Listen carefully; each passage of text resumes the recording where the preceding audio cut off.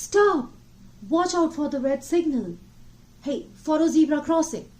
Don't play with the knife, you'll cut your finger. Are we all not alive today because of these rejections in our lives?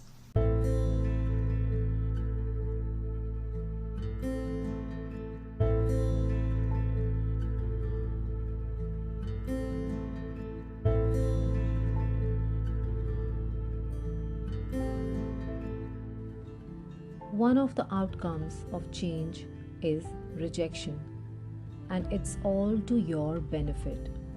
The fact that you are choosing to move on means you are rejecting the old and embracing the new. John Furman.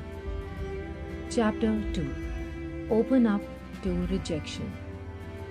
The second secret of the no rejection process. You'll miss 100% of the shots what you never take, by Wayne Gretzky. If you think about being rejected, like most people, do you fill your head with negatives?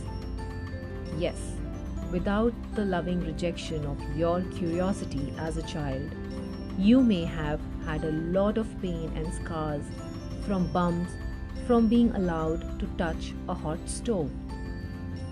You might not even be alive if you had been allowed to play in traffic. As an adult, you might have taken a job you would have eventually despised if you hadn't been rejected in the interview process. That rejection probably caused you to move on to something more suitable where you could accomplish more. There are just a couple of examples of how you have already benefited from rejection. By understanding that all rejection is beneficial, you will be able to open-mindedly examine each rejection rather than allowing negativity to creep in and take over. Look for some benefit in every rejection. Sometimes either the person who rejected you or a friend will tell you it was for the best. This is true because what happens to you happens for you. This is seldom pleasant to hear immediately after someone has said no. But open your mind and let some time pass. After a bit, you will see a bigger picture and how the rejection actually benefited you in some way. Perhaps the rejection causes you to become more committed to your goal or dream. You may even find a compelling reason for the rejecter to change his or her mind and give you a positive response. The key to any of this happening is that you need to reflect on the situation with an open mind, considering all the possibilities.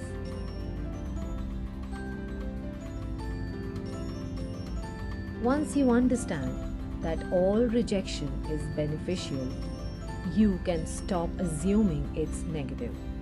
This outlook will help you press on, regardless of what you imagine the outcome might be.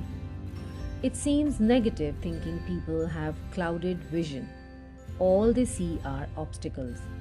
They are beaten before they begin. With nothing but defeat on the horizon of their minds, is it any wonder defeat becomes their reality? Positive thinking people use rejection to motivate them. This attitude allows them to always be their best, regardless of the result. The bottom line is, you get what you focus on. Look at your objective through your eyes only, not the eyes of someone without a vision for the future. Measure your success by the people your plan will help, not by the people who want to drag you down. They are not in your shoes. Don't concern yourself with people telling you how it could be hurtful for you to proceed further with what you are doing and that you can't do it. They may not want you to get ahead and may be negative about any progressive move you make. Those without vision can't see much beyond today. Their todays are often filled with the same old, boring routine. Same old, they may say. Proof for them is often measured by instant gratification. But ideas that benefit the world are never accepted instantly. People with no vision never allow themselves to see the true benefits of change. They can't see the possibilities of the future. Whenever you do anything new, you can be certain some people will reject you or your idea.